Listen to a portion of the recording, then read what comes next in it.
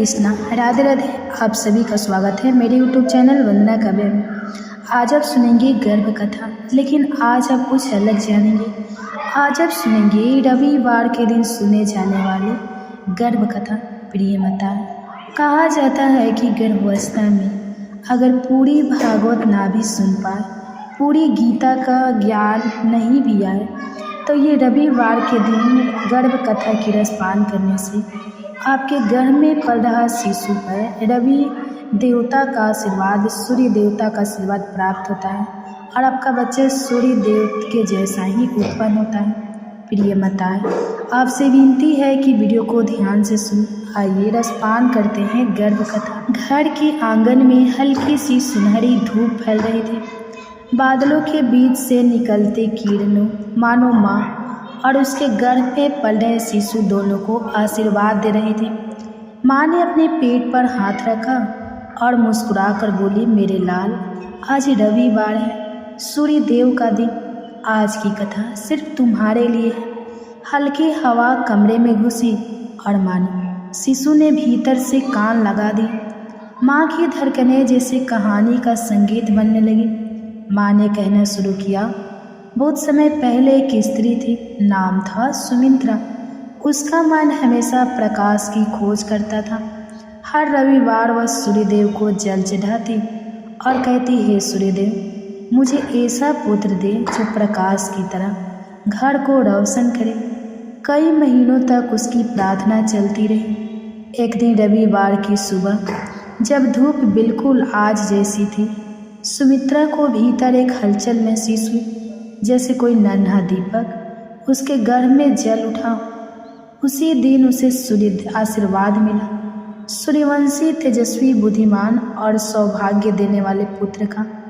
सुमित्रा जब भी रविवार को कथाएं सुनाती, वह अपने गर्भस्थ पुत्र से कहती, मेरे बच्चे, तो सूर्य का अंश है, तेरा प्रकाश कभी कम ना हो। और वर्षों बाद सचमुच वह बच्चा अपने परिवार ही नहीं, पूरे नगर का दीपक बन गया। माँ ने यह कहते हुए अपने शिशु से फुसफुसा कर कहा, मेरे लाल, तुम भी सूर्य की तरह उज्जवल। रविवार तुम्हारा दिन है, तुम मेरे जीवन की रोशनी हो। माँ की नमी भरी आंखों में उम्मीद चमक उठी। बाहर की धूप और भीतर की धड़कनें एक ही संगीत बन चुकी थी। रविवार की सुबह थी, हल्के बादल, ठंडी हवा और खिड़की से आती मधुर धूप। पूरा घर एक शांति और पवित्रता से भरा था। माँ धीरे धीरे झूले पर बैठी अपने गर्भ से बोली, मेरे प्यारे शिशु, आज मैं तुम्हें वह कथा सुनाती हूँ जो रविवार को सुनने से सौभाग्य, सुख और शांति आती है। शिशु ने अपने छोटे से संसार से एक हल्का सा कंपन भेजा, जैसे हाँ माँ, सुनाओ, कह रहा हो। माँ ने कहानी शुरू की। एक समय की बात है, एक देवी थी, देवी प्रीति। उनका हृदय प्रेम और करुणा से भरा रहता। एक दंपति बहुत समय से संतान के लिए प्रार्थना कर रहा था, पर मनोकामना पूर्ण नहीं हो पा रही थी। एक रविवार को सुनहरी धूप में दोनों ने देवी प्रीति का स्मरण किया और कहा, माँ, हमें ऐसा शिशु दे जो हमारे जीवन में प्रेम का दीप जला दे। देवी प्रसन्न हुई। उन्होंने कहा, रविवार को किया गया प्रेम और विश्वास कभी व्यर्थ नहीं जाता। उस दिन से दंपति ने हर रविवार प्रेम, दया और एक दूसरे का सम्मान बांटना शुरू किया। कुछ महीनों बाद रविवार की सुहावनी सुबह उन्हें आशीर्वाद मिला। एक पवित्र आत्मा उनके गर्भ में। वह शिशु जन्म से ही सौभाग्य और प्रेम का प्रतीक बना। माँ ने कथा रोककर अपने गर्भ पर हाथ फेरा और कहा, मेरे बच्चे, तुम भी उसी प्रेम के वरदान हो। रविवार का प्रकाश तुम पर हमेशा बना रहे। बाहर धूप और हवा चल रही थी। हवा नाच रहे थे और भीतर माँ और शिशु के दिल एक साथ धड़क रहे थे। आज रविवार की सुनहरी सुबह है। खिड़कियों से आती हल्की रोशनी घर में फैल रही है। माँ अपने कमरे में बैठी है, उसके चेहरे पर शांति है और उसके गर्भ में पल रहा नाना सा जीवन आज माँ की हर बात सुनने को तैयार है। माँ मुस्कुराती है, पेट पर हाथ फेर कर कहती है, माँ मेरे लाल, आज रविवार है, सूर्य देव का दिन। आज मैं तुम्हें वह कथा सुनाऊंगी जो उजाला देती है, आशा देती है और जीवन में तेज भर देती है। बहुत समय पहले एक स्त्री थी, सुमित्रा। उसका मन हमेशा उजाले की ओर खींचता था। बहुत समय पहले धरती पर एक देवी का अवतरण हुआ था, देवी प्रीति, जो प्रेम, दया और करुणा की मूर्ति मानी जाती थी। कहते हैं जहाँ भी वह कदम रखती, फूल बिना मौसम के खिल उठते। जहाँ भी वह मुस्कुराती, वहाँ का आकाश तुरंत साफ और नीलम जैसा चमकने लगता। उनका हृदय इतना कोमल था कि पक्षियों की चींची तक सुनकर वह मुस्कुरा देती। उसी समय एक दंपति था, एक साधारण सा पर अत्यंत प्रेमी दंपति। उनका नाम था आनंद और कल्याणी। वे वर्षों से माता पिता बनने की चाह रखते थे, लेकिन भाग्य मानो उनकी परीक्षा ले रहा था। हर महीने उम्मीद जगती और फिर टूट जाती। कल्याणी कई बार रोते रोते सो जाती और आनंद उसके आंसू चुपचाप पोंछ देता। लेकिन एक बात थी, उनके प्रेम में कभी कमी नहीं है। एक दिन रविवार की सुबह, जब धूप बिल्कुल आज जैसी थी, हल्की कोमल जैसे स्वर्ग से उतरी कोई रेखा, आनंद और कल्याणी दोनों एक साथ मंदिर गए। उस दिन मंदिर में विशेष पूजा थी, देवी प्रीति की रविवार पूजा। मंदिर में दिव्य प्रकाश फैला था, संगीत, सख ध्वनि, फूलों की सुगंध, सब कुछ मन को पवित्र कर देने वाला था। कल्याणी ने आंखें बंद की और देवी के सामने हाथ जोड़कर बोली, माँ मेरी गोद सुनिए, मुझे ऐसा शिशु दीजिए जो हमारे जीवन में प्रेम का दीप जला दे। देवी की प्रतिमा मानो चमक उठी। शंख की ध्वनि अचानक गूंजने लगी और उसी क्षण एक हल्की सी हवा कल्याणी के चेहरे को छू कर गिरी, जैसे आशीर्वाद का स्पर्श। देवी प्रीति की दिव्य आवाज गूंजी, रविवार को किया गया प्रेम और विश्वास कभी व्यर्थ नहीं जाता। तुम्हारे घर प्रेम का देवदूत आएगा। आनंद और कल्याणी भाव विभल हो गए। उस दिन के बाद से हर रविवार आनंद और कल्याणी जरूरतमंदों को भोजन कराते, फूल चढ़ाते, एक दूसरे का हाथ पकड़कर प्रार्थना करते, अपने मन में हर कड़वाहट को छोड़ देते। हर रविवार को प्रेम का दिन मनाते। और फिर कुछ महीनों बाद एक रविवार की सुबह, जब धूप बिल्कुल आज जैसी सुनहरी थी, कल्याणी ने अपने भीतर हलचल महसूस की। वह कांप गई। उसने दोनों हाथ अपने पेट पर रख लिए। आनंद दौड़ कर आया। कल्याणी की आंखों में आंसू थे पर चेहरे पर मुस्कान। आनंद, देवी प्रीति ने सुन लिया, हमारे जीवन में एक पवित्र आत्मा आने वाली है।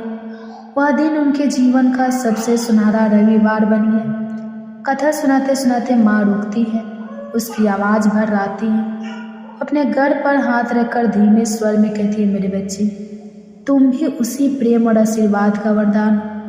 मैंने भी तुम्हें विश्वास से मांगा है, प्रार्थना से पाया है। रविवार का प्रकाश तुम्हें हमेशा मार्ग देगा। अंदर से बच्चे ने हल्का सा स्पर्श भेजा, जैसे कह रहा हो, मैं हूँ माँ, मैं सुन रहा हूँ। माँ की आंखों से आनंद के आंसू ढुलक गए। बाहर सुनहरी धूप चमक रही थी और भीतर माँ का प्रेम। यह रविवार की वह कथा है जो हर होने वाली माँ अपनी धड़कनों से बांध कर सुनाती है, क्योंकि रविवार का दिन प्रेम का दिन है, उम्मीद का दिन है और नए जीवन का दिन। राधे दोस्तों, आप सभी माताओं बहनों का मेरे YouTube चैनल वंदना काव्या में हार्दिक स्वागत है। आप सभी आज हमारे YouTube चैनल पे श्रवण कीजिए गर्भ कथा। आज कहा जाता है कि गर्भावस्था में अगर पूरी भागवत ना भी सुन पाए तो कृष्ण के जन्म के समय की स्तुति और उनकी बाल लीलाएं की श्रवण करने से गर्भ में पल रहा शिशु पर भगवान के जैसे ही गुण आते हैं। तो आइए हम सभी मिलकर कथा की रसपान करते हैं।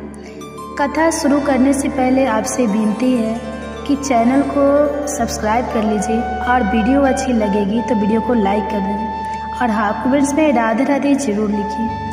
और कितनी माताओं बहनें कहते हैं कि कथा की नोटिफिकेशन हमें नहीं मिलती तो हम नहीं देख पाते हैं समय पर। तब से विनती है कि चैनल को सब्सक्राइब करके और नीचे जो बेल बटन है उसको क्लिक कीजिए, तभी तो आपको कथा की नोटिफिकेशन सबसे पहले पहुंचेगा। आप लोग मिस कर जाते हैं, चूक जाते हैं, सब्सक्राइब करते हैं लेकिन बेल आइकन को ऑन नहीं करते। तो आपसे विनती है कि अब भी अगर अभी तक सब्सक्राइब नहीं किए हैं तो अब भी सब्सक्राइब कर लीजिए और नीचे जो घंटी बटन है उसको दबाकर बेल आइकन को ऑन कर लीजिए ताकि हमारी जो कथाएं हैं सबसे पहले आपके पास पहुंचे। और हाँ, कमेंट्स में राधे राधे जरूर लिखिए। आइए रसपान करते हैं कृष्ण के समय जन्म के समय की कथा। यह कहानी केवल एक ईश्वर आत्मा की नहीं बल्कि एक माता के गर्भ की यात्रा की है, वो गर्भ जिसमें संपूर्ण ब्रह्मांड समाया था। यह कथा है देवकी की, जिसने अपने हृदय में असुरक्षा, डर और आशा के बीच श्री कृष्ण को धारण किया। यह कथा है वासुदेव की, जिसने अपने हर स्वप्न में उस दिव्य संतान के चरण देखे और हर क्षण उसे सुरक्षित रखने की चिंता की। यह केवल एक पौराणिक कथा नहीं, यह मानवता के गर्भ में पलते भरोसे और आस्था की विजय गाथा है। मथुरा नगरी उस समय एक वैभवशाली नगर था, जहाँ यदुवंश का परमचम लहराता था। महाराज उग्रसेन के पुत्र कंस की राजनीति और युद्ध कला में निपुणता से पूरा राज्य प्रभावित था। उनकी बहन देवकी अत्यंत रूपवती, धार्मिक और तेजस्विनी थी। जब यदुवंशी वासुदेव से उसका विवाह तय हुआ तब पूरे मथुरा में आनंद की लहर दौड़ गई। देवकी के मन में विवाह को लेकर आशा और आनंद के साथ भविष्य को लेकर डर भी था। वासुदेव एक गंभीर और धर्मनिष्ठ पुरुष थे, जिन्होंने सत्य और न्याय को अपना जीवन मार्ग बनाया था। विवाह उत्सव धूमधाम से संपन्न हो रहा था। जैसे ही देवकी और वासुदेव की बारात विदा होने लगी, कंस स्वयं रथ का सारथी बना। तभी आकाशवाणी हुई, हे कंस, जिस बहन को तो इतने स्नेह से विदा कर रहा है, उसी की 8वीं संतान तेरी मृत्यु का कारण बनेगी। कंस सतवद रह गया, क्रोध और भय से उसका चेहरा विकृत हो गया और देवकी को मारने के लिए तलवार निकाल बैठा। किंतु वासुदेव ने बुद्धिमानी दिखाई। उन्होंने कहा, कंस, तुम देवकी को ना मारो, हम तुम्हें हर संतान जन्म लेते ही सौंप देंगे। कंस ने स्वीकार किया, लेकिन एक अजीब सा अंधकार चारों ओर छा गया। यही अंधकार देवकी के गर्भ की यात्रा की पहली छाया थी। देवकी और वासुदेव को कंस ने मथुरा के महल से अलग कारागार में बंद कर दिया। यह जेल कोई सामान्य कारावास नहीं था, यह कंस की दहशत, डर और सुरक्षा का प्रतीक बन चुका था। जब देवकी को पहली बार गर्भवती होने का अनुभव हुआ तो उसके मन में संतान के आने की खुशी कम, डर अधिक था। 9 महीने तक वह अपने गर्भ में सजीवता का एहसास करती रही, लेकिन हर बार उसके दिल में एक ही बात कोसती कि यह बच्चा जन्म लेते ही मारा जाएगा। और यही हुआ, उसका पहला पुत्र जन्मते ही कंस द्वारा मार डाला गया। देवकी के चीखों से जेल की दीवारें कांप उठी। पहली बार एक माँ ने अपनी कोख से बच्चा जन्माकर तुरंत मृत्यु का आलिंगन देखा। देवकी ने 6 बार गर्भ धारण किया। हर बार उसने शिशु को अपनी कोख में 9 महीने तक पाला। उसे अपने रक्त से सींचा, अपने प्रेम से सींचा और हर बार जन्मते ही वह पुत्र कंस द्वारा मार दिया गया। वासुदेव हर बार देवकी का हाथ थामते, लेकिन उनके भीतर की पीड़ा धीरे धीरे खामोशी में बदलती जा रही थी। देवकी अब एक माँ नहीं, एक बलिदान बन चुकी थी। उसकी आंखें अब आंसू नहीं बहाती थी, बल्कि इंतजार करती थी कभी कोई चमत्कार होगा। 7वीं बार जब देवकी गर्भवती हुई तब कुछ अलौकिक घटित हुआ। देवताओं के आदेश पर योग माया ने वह गर्भ देवकी की कोख से निकालकर वासुदेव की अन्य पत्नी रोहिणी की कोख में स्थापित कर दिया। यह बालक बलराम के रूप में जन्मा। देवकी को यह ज्ञात न था। उसे लगा कि यह भी गर्भपात हो गया, लेकिन उसके गर्भ में एक दिव्य शांति उतर आई थी, जो उसे अगले गर्भ की तैयारी कर रही थी। उस गर्भ की जिसमें स्वयं नारायण अवतरित होने वाले थे। 8वां गर्भ देवकी के भीतर उतरा तो जैसे पूरा वातावरण बदल गया।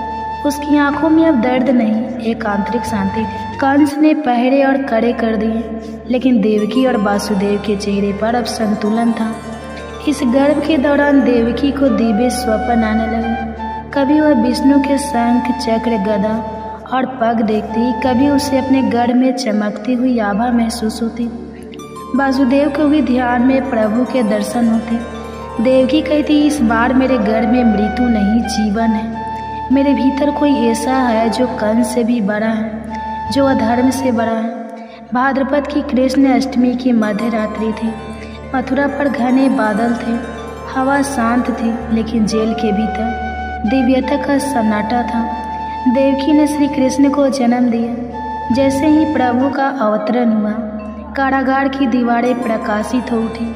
उसके शरीर से निकलती दिव्य आभा ने सबको चमत्कृत कर दिया। वह एक शिशु था, लेकिन उसकी आंखें ब्रह्मांड के रहस्य जानती थी। उसी समय कारागार के द्वार खुल गए, पहरेदार सो गए। वासुदेव को आदेश मिला कि वे उस बालक को गोकुल ले जाकर नंद और यशोदा को सौंप दें। वासुदेव ने नवजात कृष्ण को एक टोकरी में रखा। यमुना नदी उफान पर थी, लेकिन जैसे ही वासुदेव उस जल में उतरे, जलस्तर घटने लगा। शेषनाग ने आकर छत्र बना लिया। यह केवल एक पिता की यात्रा नहीं थी, यह उस विश्वास की यात्रा थी जहाँ एक माँ अपने नवजात शिशु को अलग कर रहे थे ताकि वह जीवित रह सके। गोकुल में वासुदेव ने कृष्ण को यशोदा के पास छोड़ा और उनकी नवजात पुत्री योग माया को लेकर लौट आए। कंस ने उसे भी मारने का प्रयास किया, लेकिन वह बालिका आकाश में उड़ गई और बोला, तेरा संहार तो गोकुल में जन्म चुका है। अब देवकी और वासुदेव अपने पुत्र से दूर थे, लेकिन उन्हें पता था कि वह जीवित हैं। उनके जीवन में आशा की एक नई किरण आई थी। देवकी के मन में मर्तित्व की पीड़ा अभी थी, परंतु एक नई शक्ति भी जागृत हुई थी। वह अब केवल एक माँ नहीं रही, वह एक प्रतीक बन चुकी थी, त्याग, शक्ति और विश्वास का प्रतीक। वर्षों बाद जब श्री कृष्ण ने कंस का वध किया और मथुरा लौटे, तब देवकी और वासुदेव ने पहली बार अपने पुत्र को बाहों में भरा। वो मिलन केवल माता पिता और पुत्र का नहीं था, वो धर्म और प्रेम, त्याग और ईश्वर की योजना का मिलन था। देवकी की गर्भ कथा केवल भगवान श्री कृष्ण के जन्म की नहीं है, यह हर उस माँ की कहानी है जो कठिनाइयों के बीच अपने गर्भ में एक जीवन पालती है। यह उस पिता की कथा है जो हर संकट में अपनी संतान की रक्षा के लिए सब कुछ छोड़ देता है। यह उस दिव्यता की कहानी है जो मानवता के बीच अवतरित होकर अधर्म का नाश करता है। श्री कृष्ण केवल एक देवता नहीं, वह बाल लीलाओं के ऐसे मर्ग हैं जिनके बचपन ने दुनिया को भक्ति, प्रेम और शरारत का नया अर्थ दिया। उनका जन्म एक अंधकार पूर्ण रात्रि में हुआ, लेकिन उनकी बाल लीलाओं से गोकुल और वृंदावन में ऐसा प्रकाश फैला जो आज तक संसार को आलोकित करता है। यह कथा उसी चमत्कारी बचपन की है। जैसे ही वासुदेव श्री कृष्ण को लेकर गोकुल पहुँचे, वहाँ सब सोए हुए थे। उन्होंने यशोदा और नंद बाबा के घर शिशु कृष्ण को सुलाकर वहाँ की नवजात कन्या योग माया को उठा लिया और मथुरा लौट गए। यशोदा जी को इस बात की भनक तक नहीं लगी कि उन्होंने जिस बालक को जन्म दिया, समझा और वास्तव में स्वयं नारायण है। गोकुल का भाग्य उस दिन से चमक उठा। सुबह होते ही नंद बाबा को पुत्र जन्म का समाचार मिला। संपूर्ण गोकुल में आनंद छा गया। बांसुरी की ध्वनि, ढोलक की थाप और गायों की घंटियों की धुन से वातावरण गुंजायमान हो गया। गड़गड़ाचार्य को आमंत्रित किया गया और एक साधारण से आयोजन में श्री कृष्ण का नामकरण हुआ। कृष्ण जिसका अर्थ है जो आकर्षित करता है। श्री कृष्ण के हाथ में पहली बार जब बांसुरी आई तो उसकी धुन सुनते ही वृक्ष झुक गए, गाय ठहर गई और गोपियाँ सम्मोहित हो गई। यह केवल एक बांसुरी नहीं थी, यह ईश्वर की वह वाणी थी जो प्रेम का राग सुनाती थी। कंस ने जब यह सुना कि देवकी का पुत्र गोकुल में है तो उसने राक्षसी पूतना को भेजा। वह सुंदर स्त्री का रूप लेकर आई और कृष्ण को विष से भरे स्तनों से दूध पिलाने लगी। कृष्ण ने दूध के साथ उसकी प्राण ऊर्जा भी पी ली। पूतना चिल्लाती हुई मरी, लेकिन उसे मोक्ष मिल गया। एक माँ का रूप धारण कर आने से उसे प्रभु ने मृत्यु नहीं, मुक्ति दी। यह लीला दिखाती है कि श्री कृष्ण केवल दुष्टों का संहार नहीं करते, वे उद्धार भी करते हैं। संकटासुर एक राक्षस था जो बैलगाड़ी में छुप कर आया था। बालक कृष्ण ने उसे पांव मारकर ध्वस्त कर दिया। एक ही ओर यशोदा को लगा कि यह चमत्कार है, दूसरी ओर ब्रह्मांड समझने लगा कि यह कोई साधारण बालक नहीं। फिर तिरनावर्त आया, आंधी बनकर श्री कृष्ण को उड़ा ले गया, लेकिन कृष्ण ने उसकी गर्दन पकड़कर उसे धरती पर गिरा दिया। बचपन में ही कृष्ण ने इतने चमत्कार किए कि यशोदा जी भी भ्रम में पड़ गई कि क्या यह सचमुच उनका पुत्र है। श्री कृष्ण को माखन बहुत प्रिय था। वे गोपियों के घर चोरी से घुस जाते, हाड़ी फोड़ते और बाल सखाओं के साथ मिलकर माखन खाते। ग्वाल बाल उनके साथ मटकी फोड़ते, कभी कंधों पर चढ़कर माखन लूटते। गोपियाँ यशोदा मैया से शिकायतें करती, तुम्हारा लाल हमारी मटकी फोड़ गया, माखन चुरा गया। यशोदा कभी क्रोधित होती तो कभी हंस पड़ती।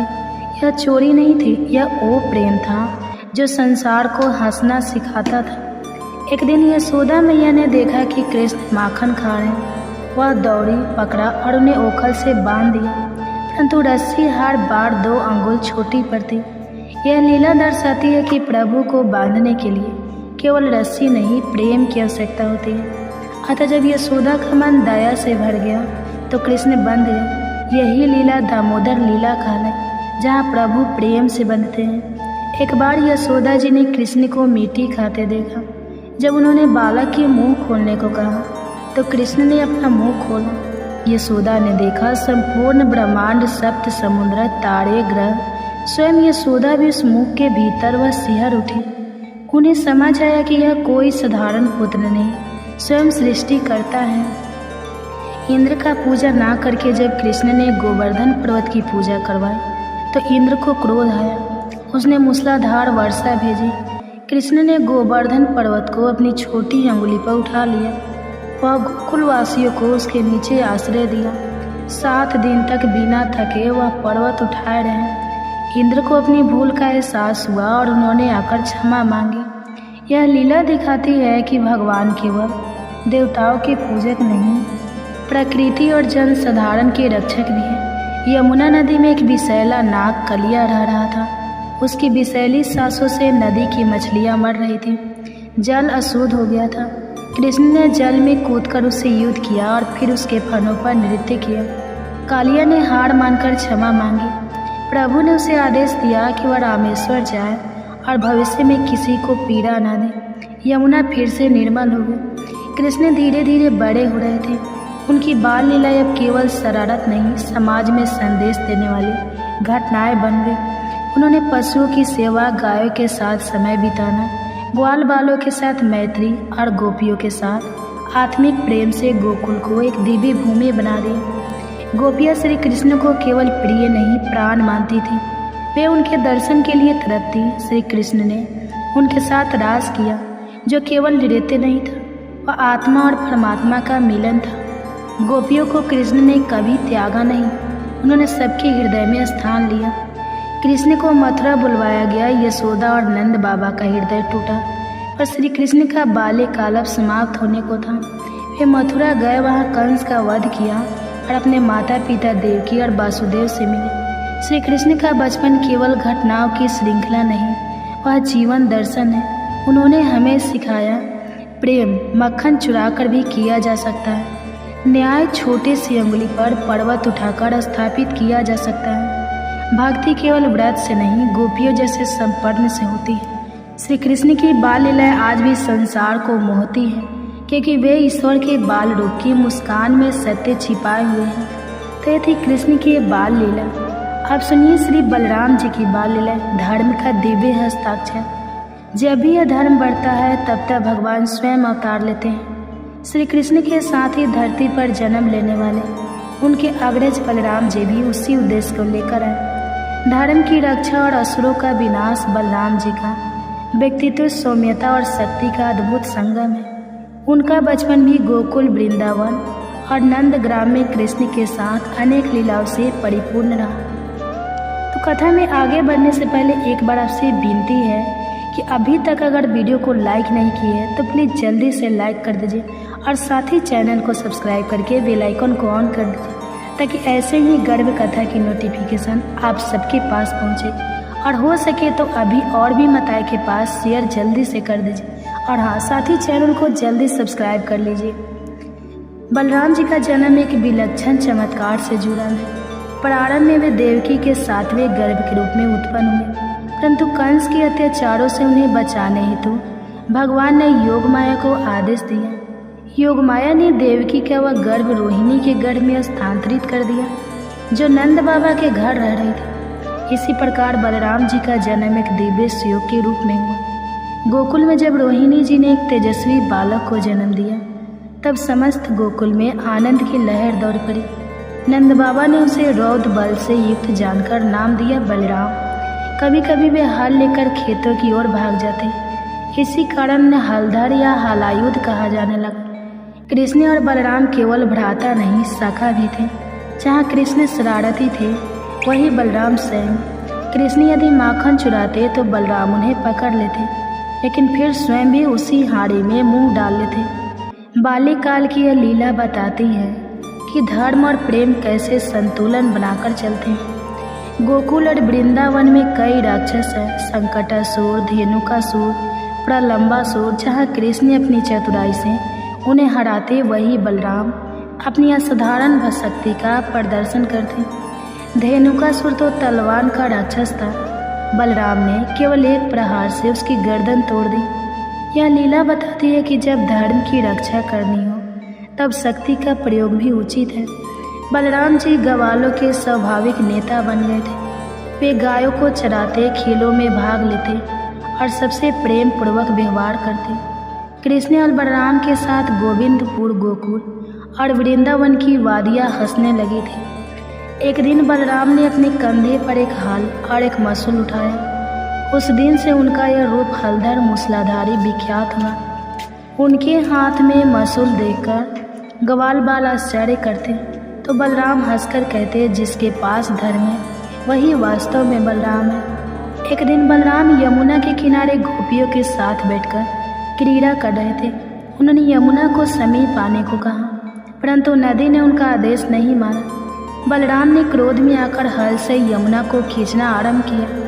यमुना कांप उठी और भयभीत होकर उनके चरणों में आ गई। यह लीला अहंकारियों के लिए शिक्षा है। ईश्वर के आदेश से भी बढ़कर कोई नहीं। बलराम जी का सतबंध कुरुवंश से भी रहा। जब कृष्ण पांडव के पक्ष में थे, तब बलराम तटस्थ थे। उन्होंने हमेशा न्याय को प्रमुखता दी। दुर्योधन के गुरु के रूप में उन्होंने गदा युद्ध सिखाया। बलराम का धर्म निष्पक्ष था। वह केवल प्रेम, कर्तव्य और सत्य के लिए समर्पित है। बलराम जी ने रेवती नामक कन्या से विवाह किया, जो चंद्रवंश की राजकुमारी थी। जब वह पृथ्वी पर आई तो युगों बीत चुके थे। वह बहुत विशाल काया की थी। बलराम जी ने अपने हल से धरती का भार कम किया, रेवती को सामान्य काया दी और फिर विवाह किया। यह विवाह केवल प्रेम नहीं, काल पर विजय की घोषणा था। बलराम जी केवल युद्ध काल में ही प्रांगत नहीं थे, वे योग और तप के महान ज्ञाता भी थे। उनका व्यवहार गोपियों से लेकर ऋषियों तक समान रहता। वे हर जीव में परमात्मा को देखते थे और हर जीवन को धर्म, शक्ति और प्रेम के त्रिकोण में बांधते थे। जब द्वारिका लीला पूर्ण हुई और श्री कृष्ण ने शरीर त्यागने का निर्णय लिया, तब बलराम जी भी समाधिस्थ हो गए। उन्होंने समुद्र तट पर बैठकर अपनी आत्मा को शेषनाग रूप में प्रकट किया। यह दिव्य दृश्य दिव्य था। बलराम का अंत नहीं, उनकी शाश्वतता का आरंभ था। बलराम जी की बाल लीला यह सिखाती है कि शक्ति केवल विनाश नहीं, धर्म की स्थापना का माध्यम हो सकती है। वे न तो केवल योद्धा थे, न ही केवल भ्राता। वे जीवन के प्रत्येक क्षेत्र में संतुलन लाने वाले एक दिव्य तत्व थे। उनका बचपन कृष्ण के समान मधुर, प्रेरणादायक और चमत्कारी था। जहाँ उन्होंने गोकुल की गलियों में केवल लीला नहीं की, धर्म को जीवन में ढालने का मार्ग दिखाया। तो ये थी कृष्ण के और बलराम जी के बाल लीला। बताइए कमेंट्स में कैसा ये कथा आपको कैसा लगा। और हाँ, अभी तक अगर सब्सक्राइब चैनल को नहीं किए तो प्लीज़ चैनल को सब्सक्राइब कर लीजिए और वीडियो को लाइक कर दीजिए। एक समय की बात है, अर्जुन ने भगवान श्री कृष्ण से पूछा कि भगवान, क्या कारण है कि किसी जीव को माँ के गर्भ में आना पड़ता है तथा भांति भांति के कष्ट भोगने पड़ते हैं।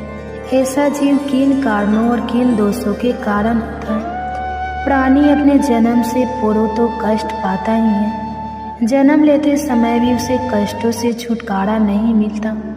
उसके बाद आजीवन मृत्यु काल तक उसे रोग कष्ट आदि का सामना करना पड़ता है। यह सुनकर भगवान मधुसूदन मुस्कुराते हुए बोले, हे श्रेष्ठ धर्मधारी, मृत्यु लोक में जन्म लेने के पश्चात प्रत्येक जीवात्मा इस संसार की माया से प्रेरित होकर भौतिक संसाधनों के बंधनों में बंध जाती है। वह अपना मुख्य उद्देश्य, जो कि मात्र ईश्वर की प्राप्ति है, उसे भूलकर परिवार, पुत्र पुत्रियों, सगे संबंधियों आदि के मोह में फंसकर ही रह जाती है। मृत्यु पर पर्यता तक इन सभी में फंसे होने के बाद जब जीव का अंतिम समय आता है तो वह अपनी अधूरी इच्छाओं के बारे में भी सोचते हुए प्राण त्याग देते हैं। ऐसा इस कारण होता है कि मानव जाति कभी संतुष्ट नहीं होती, उसे सदैव कुछ और की ही चाहत बनी रहती है। यही कारण है कि मनुष्य बार बार जन्म लेता है तथा मरता रहता है तथा यह चक्र नीर चलता ही रहता है। अर्जुन पूछते हैं, प्रभु, इस माया से पार पाना तो बड़ा कठिन कार्य है। बड़े बड़े ऋषि मुनि भी इसे पार नहीं पा सके, तो साधारण मनुष्य की तो बात ही क्या है। काम, क्रोध, लोभ, मोह और अहंकार, यह 5 ऐसे शत्रु है जिनसे मानव दिन रात जूझता रहता है। कृपया यह बताइए कि साधारण मनुष्य इनसे छुटकारा पाकर अपना मन किस प्रकार प्रभु भक्ति की ओर मोड़े, क्योंकि यह मन तो मदमस्त हाथी की भांति है जो कभी भी टिक कर नहीं रहता। इसकी गति वायु के वेग से भी अधिक तीव्र है। इस मन रूपी मस्त हाथी को किस प्रकार नियंत्रित किया जा सकता है? श्री कृष्ण कहते हैं, मन रूपी हाथी को नियंत्रित करने के लिए ज्ञान रूपी अंकुश की आवश्यकता पड़ती है। भक्ति और ज्ञान को अभ्यास के द्वारा ही प्राप्त किया जा सकता है। अहंकार करने से मानव का जीवन नरक के समान बन जाता है। उसका मन सदैव व्याकुल ही रहता है तथा कभी भी शांत नहीं होता। अर्जुन पूछते हैं, क्या कारण है कि किसी की पत्नी की मृत्यु अल्पायु में ही हो जाती है तथा पिता के रहते पुत्र की मृत्यु हो जाती है? श्री कृष्ण बताते हैं, जो व्यक्ति कर्ज लेकर उसे नहीं चुकाता, उसके दंड स्वरूप उसकी पत्नी की मृत्यु हो जाती है तथा जो किसी व्यक्ति की अमानत लेकर उसे नहीं लौटाता, उसके बच्चे मर जाते हैं। यह भयंकर पाप है। तब अर्जुन पूछते हैं, मनुष्य किस कारण से यह जीवन रोगी रहता है तथा किस प्रकार पशु योनि को प्राप्त करता है? भगवान कहते हैं, पार्थ, जो मनुष्य कन्याओं तथा महिलाओं को बेचने का व्यापार करता है वह भयंकर रोगों से पीड़ित रहता है तथा जो अभेय पदार्थों का सेवन करता है, मदिरा पान कर दूसरे को प्रताड़ित करता है, वह गधे का जन्म प्राप्त करता है। इसी प्रकार झूठी गवाही देने वाले अगले जन्म में स्त्री बनते हैं। जो भोजन का भोग भगवान को ना लगाकर पहले स्वयं ग्रहण कर लेते हैं, वे सूकर आदि नी में जन्म लेते हैं।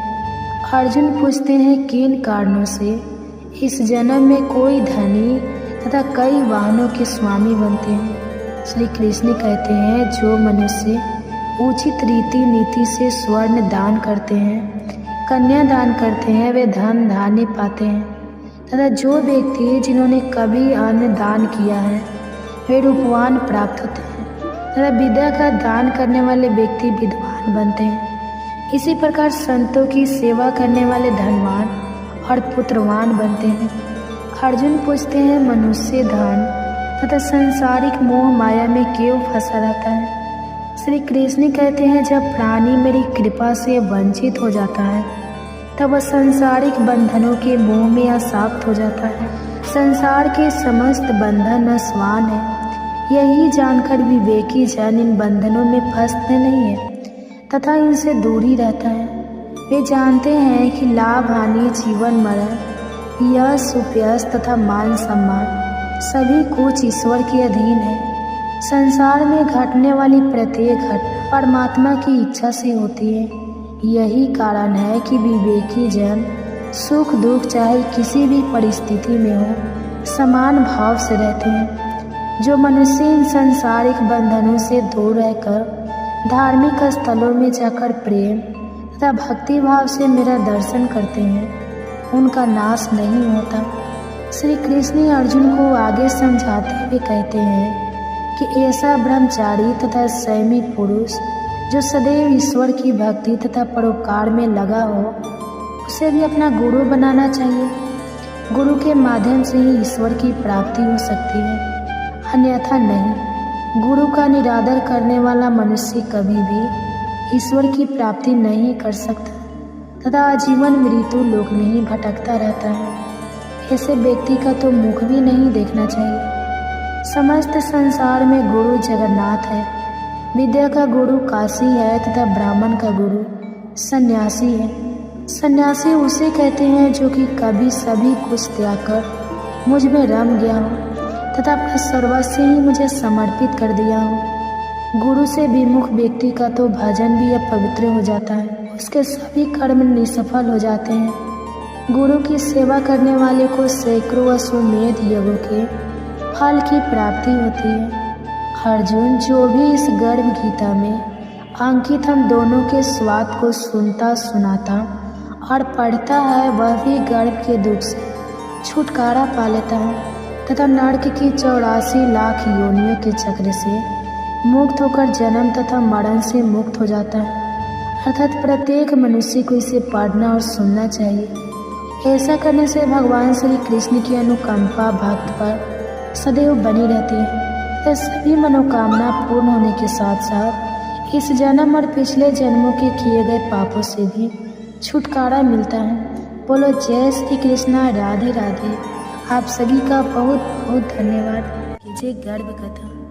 अगर कथा अच्छी लगेगी तो वीडियो को लाइक कीजिएगा और चैनल पे नए हैं तो चैनल को सब्सक्राइब करके बेल आइकन को ऑन कर लीजिएगा ताकि ऐसे ही गर्भ कथा के नोटिफिकेशन आप सभी के पास सबसे पहले पहुंचे। और कमेंट्स में हरे कृष्णा राधे राधे जरूर लिखें ताकि आपकी एक कमेंट्स हमें प्रोत्साहित करती है कि ये कथा आपको अच्छी लगती है। तो कमेंट्स में अपना प्यार जरूर दीजिएगा और हो सके तो ज़्यादा से ज़्यादा शेयर कीजिएगा ताकि जितने भी माताएं बहनें हैं सबके साथ कथा पहुँच सके। ताकि क्या पता किसी और माँ के गर्भ में भी कान्हा जैसा पुत्र पल रहा हो। तो आइए बड़े ही प्रसन्नचित मन से इस कथा की रसपान करते हैं। कहा जाता है कि गर्भावस्था में अगर पूरी भागवत ना भी सुन पाए तो कृष्ण के जन्म के समय की स्तुति अपने गर्भ में पल रहे शिशु को जरूर श्रवण कराना चाहिए।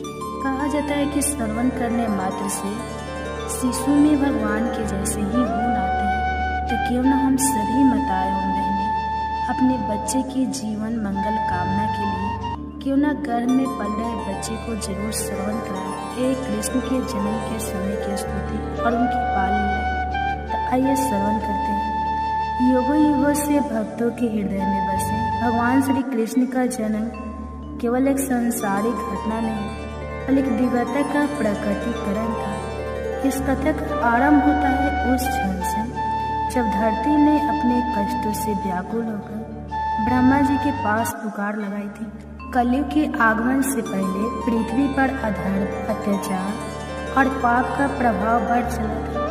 कंस जैसे दुराचारी राजा जो अपनी बहन देवकी को भी नहीं बख्शता था शासन कर रहा था। धरती गौ रूप में ब्रह्मा के पास गए और कहा, हे पितामह, अब मेरा भार सहन नहीं होता, कृपया कोई उपाय करें। ब्रह्मा जी अन्य देवताओं के साथ क्षीर सागर में भगवान विष्णु के पास पहुंचे। वहां उन्होंने परमात्मा की स्तुति की। नमः कमल नाभे नमस्ते मधुसूदन संसार वन्न तंताड़े ही जनार्दनम।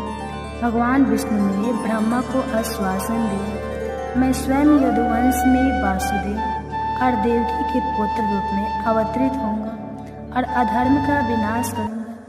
मथुरा में वासुदेव और देवकी का विवाह संपन्न हुआ।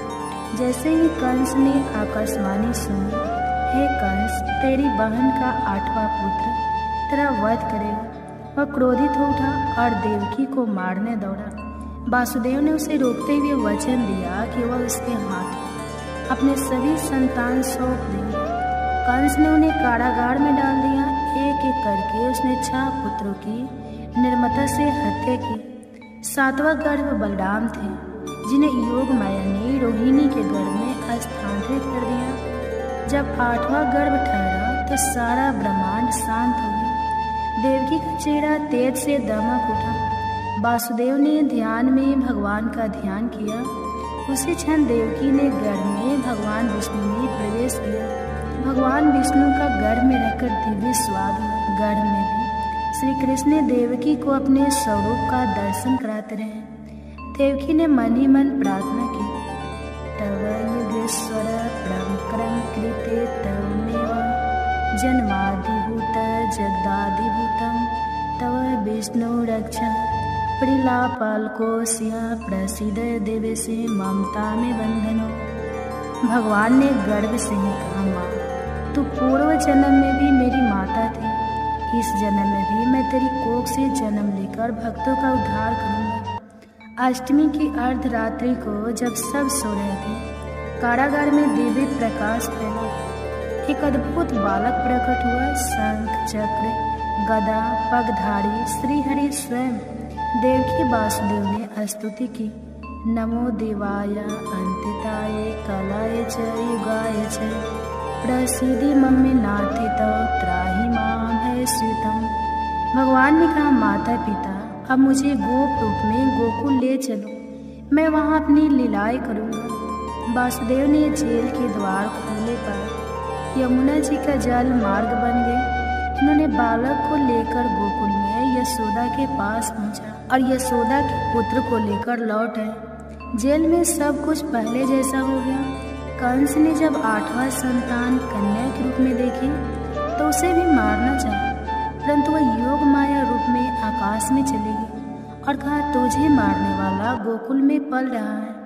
उधर नंद बाबा ने बालक के जन्म पर बड़ा उत्सव मनाया, जिसे नंदोत्सव कहते हैं। गोकुल में श्री कृष्ण ने अनेक लीलाएं की, जिनसे न केवल असुरों का नाश हुआ बल्कि प्रेम भक्ति और आनंद की वर्षा हुई।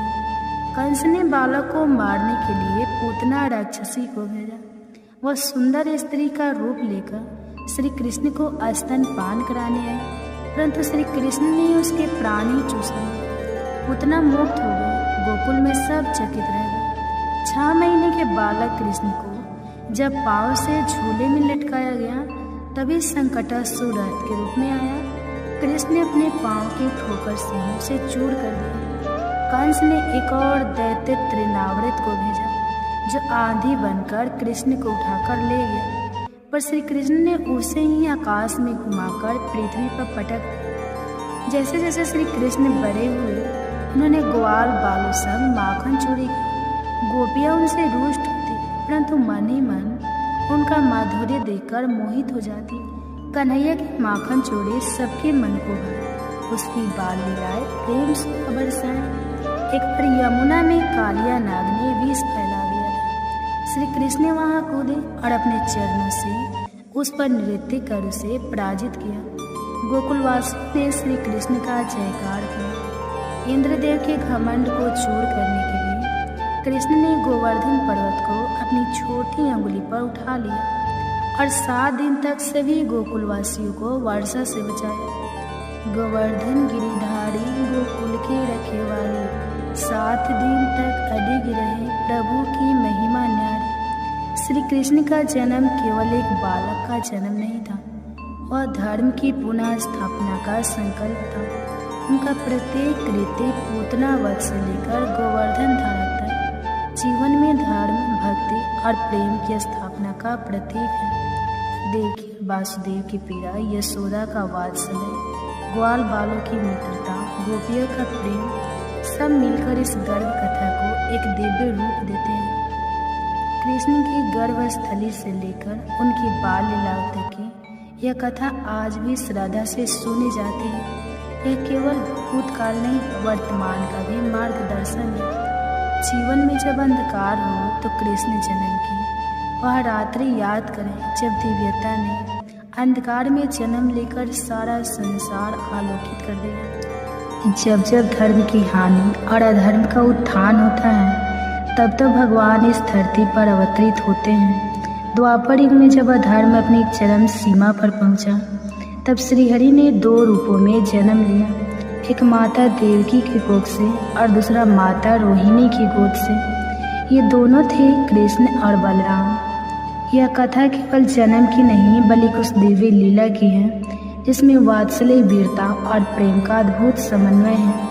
जब देवकी के 7वें गर्भ में भगवान शेषनाग ने अवतार लिया, तब योग माया के आदेश पर वह गर्भ रोहिणी के उदर में स्थानांतरित कर दिया गया। यह कोई सामान्य घटना नहीं थी, यह आध्यात्मिक प्रतिक्रिया थी जिसे केवल योग शक्ति ही कर सकती है। रोहिणी जो वासुदेव की दूसरी पत्नी थी, गोकुल में नंद बाबा के घर निवास कर रही थी। वहाँ वे एक तपस्विनी की भांति साधना में लीन थी। 7वें गर्भ से जब शेष अवतार बलराम का जन्म हुआ, तो सारे गोकुल एक दिव्य ऊर्जा का संचार हुआ। बलराम का जन्म पूर्णिमा के दिन हुआ, इसलिए उन्हें बलभद्र और रोहिणी भी कहा गया। उनका शरीर गौर वर्ण का था और उनकी आंखों में तेज था। यशोदा माता ने उन्हें भी अपने पुत्र के समान प्रेम दिया। कुछ ही समय बाद श्री कृष्ण का जन्म कारागार में हुआ और वासुदेव ने गोकुल लाए। यशोदा के गर्भ से उसी रात एक कन्या योगमाया ने जन्म लिया। जब वह कन्या कंस के हाथों छूटकर आकाश में चली गई, तो उसने कहा, जिसे तू मारना चाहता है वह गोकुल में पल रहा है। श्री कृष्ण और बलराम साथ साथ खेलते, खाते और गाय चराते। बलराम बड़े भाई की भांति कृष्ण की रक्षा करते और कृष्ण अपने चंचल स्वभाव से उन्हें हंसाते। गोकुल के बाहर एक दैत्य धनुका गायों को हानि पहुंचाता था। बलराम ने उसे अपने बल से परास्त किया। यह उनकी पहली वीरता थी। जब श्री कृष्ण ने गोपियों संग रास लीला की, तभी बलराम का एक अलग स्थान था। वे गोपगणों में सम्मानित थे। श्री कृष्ण की लीला में भाग लेकर भक्तों का संबल बनाते। श्री कृष्ण जब माखन चुराते तो बलराम मुस्कुराते। वे छोटे भाई को रोकते नहीं बल्कि उसके साथ सहभाग करते। जब कृष्ण यमुना में कालिया नाग से युद्ध कर रहे थे, बलराम अत्यंत व्याकुल हुए। उन्होंने ग्वालों को रोका और कहा, कृष्ण कोई साधारण बालक नहीं है, उसके पीछे मत जाओ।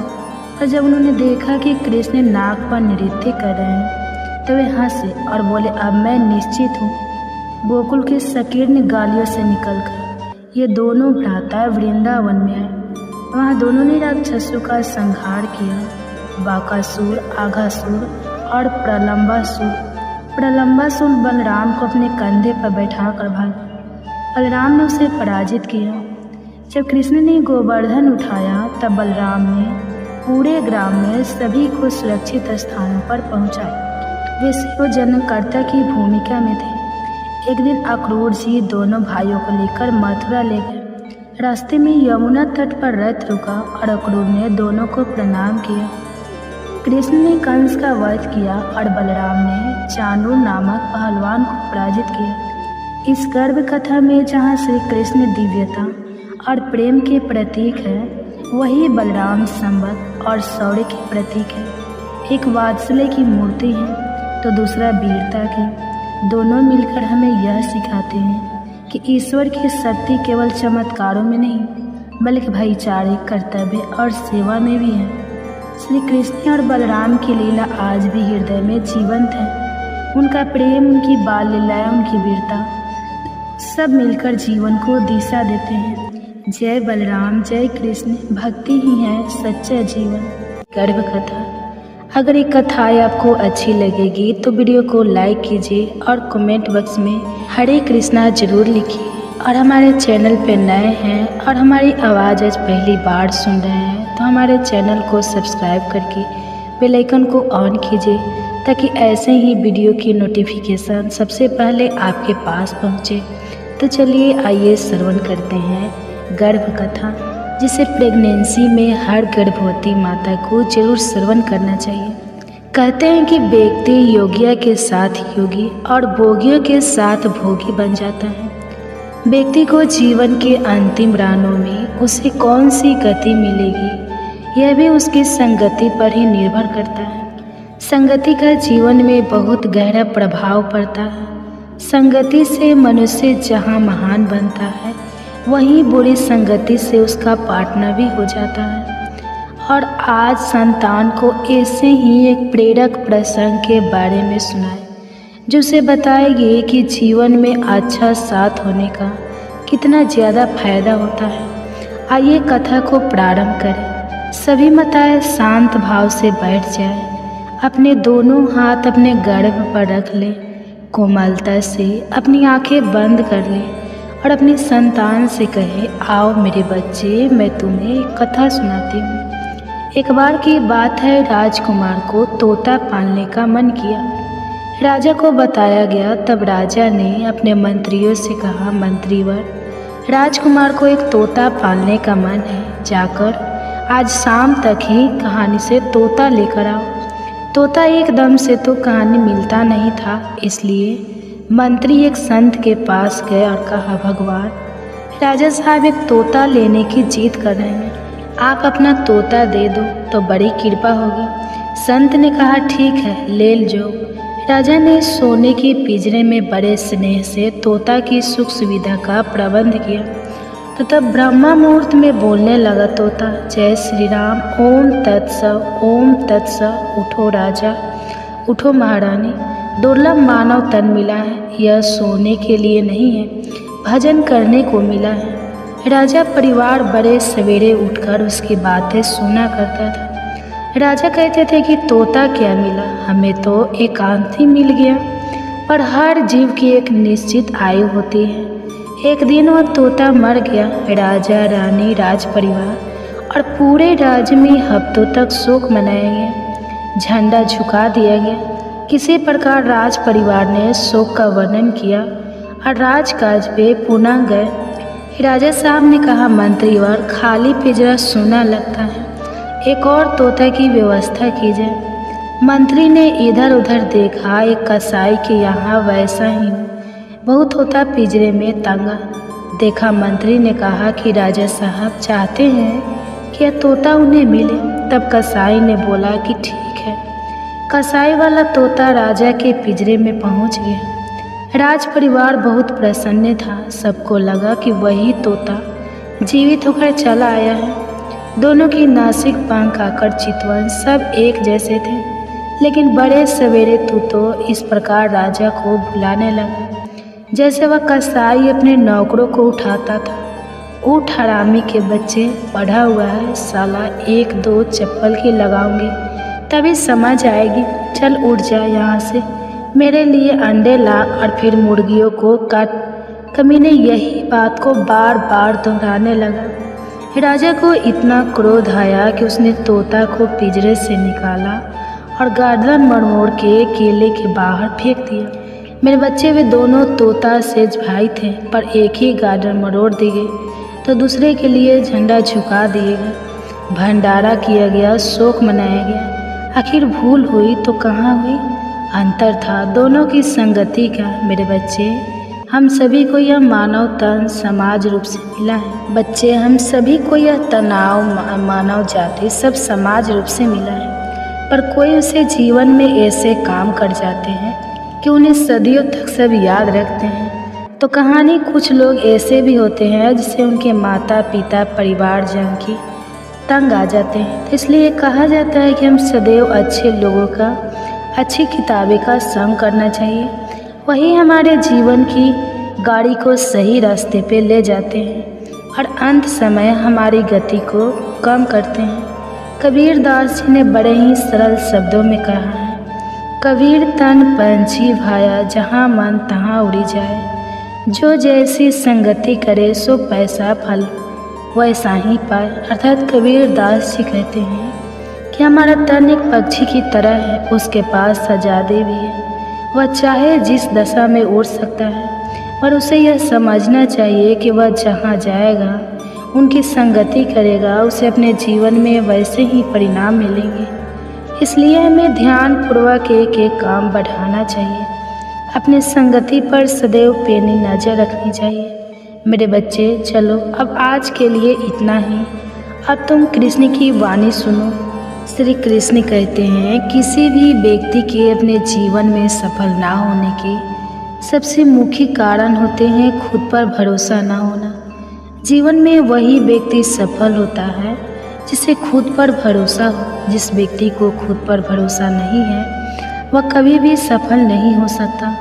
एक बार दानवीर कर्ण ने भगवान श्री कृष्ण से अपनी व्यथा सुनाई और कहा कि हे प्रभु, जब मैं पैदा हुआ तब मेरी माँ ने मुझे त्याग दिया, इसमें मेरा क्या अपराध था। द्रोणाचार्य ने मुझे शिक्षा देने से मना कर दिया क्योंकि वह मुझे क्षत्रिय नहीं मानते थे, इसमें भी मेरा क्या अपराध। और द्रौपदी के स्वयंवर में मुझे अपमानित किया गया क्योंकि महाराज परिवार का हिस्सा नहीं हूँ। जवाब में श्री कृष्ण ने कहा, हे कर्ण, जरा ध्यान से सुनो। मेरा जन्म हुआ तब मैं कारागार में था और मैं पैदा होते ही मेरी मृत्यु मेरा प्रतीक्षा कर रही थी। जिस रात मेरा जन्म हुआ था उस रात मुझे मेरे माँ बाप से अलग होना पड़ा, जहाँ पहुँचकर मुझे हर वो एक काम करना पड़ा जो एक गरीब परिवार में करना पड़ता है। गायों का गोबर हाथ से उठाना।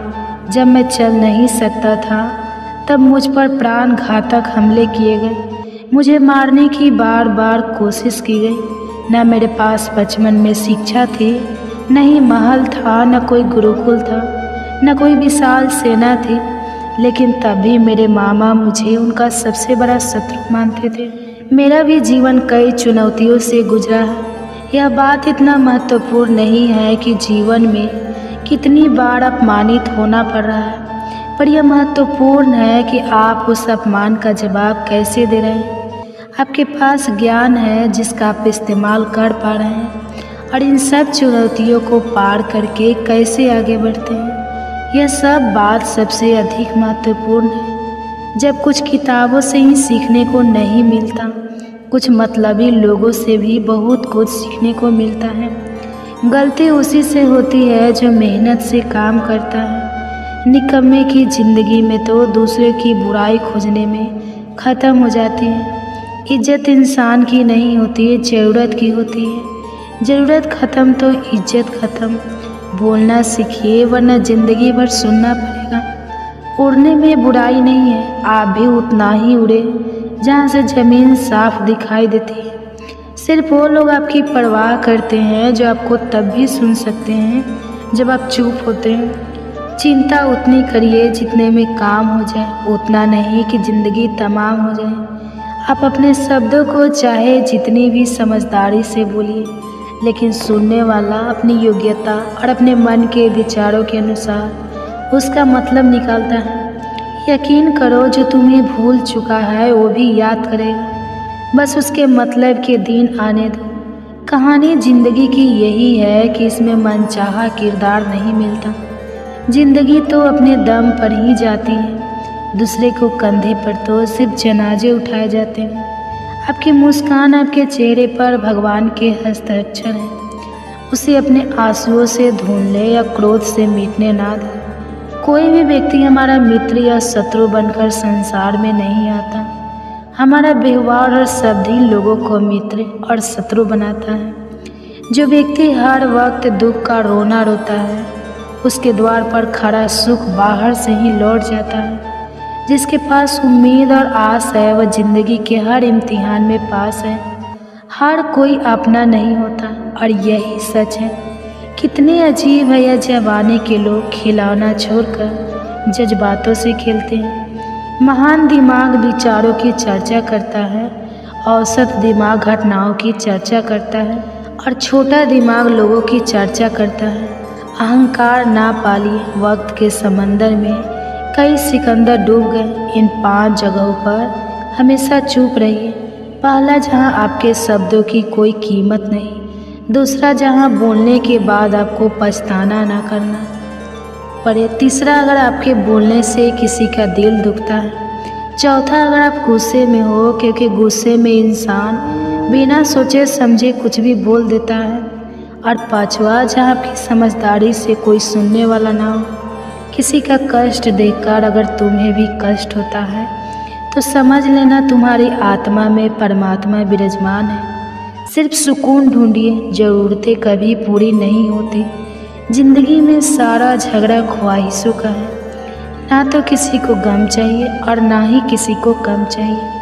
जिसके इरादे हमेशा साफ होते हैं, कई बार लोग उसके ही खिलाफ होते हैं। जो तुमसे तंग आ जाए उसे छोड़ दो, क्योंकि बोझ बन जाने से याद बनना बेहतर है। झूठ की खरीदारी ज़्यादा दिन तक नहीं टिकती। सच एक ही सही अंत तक साथ देता है।